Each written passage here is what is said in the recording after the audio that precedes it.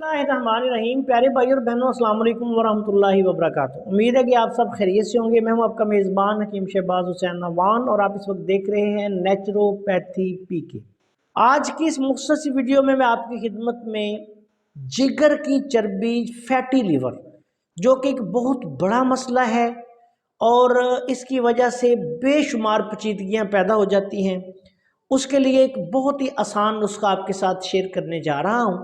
इस नुस्खा को बनाकर इस्तेमाल करें। अल्लाह के फजल करम से 1 माह में, 1.5 माह में जिगर की चर्बी से निजात हासिल हो जाएगी।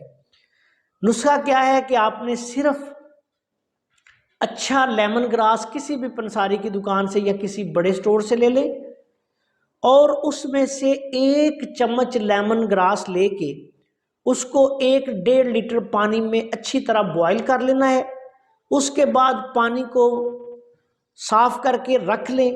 ये पानी आपने दिन में 3 दफ़ा सुबह, दोपहर, शाम खाली पेट इस्तेमाल करना है।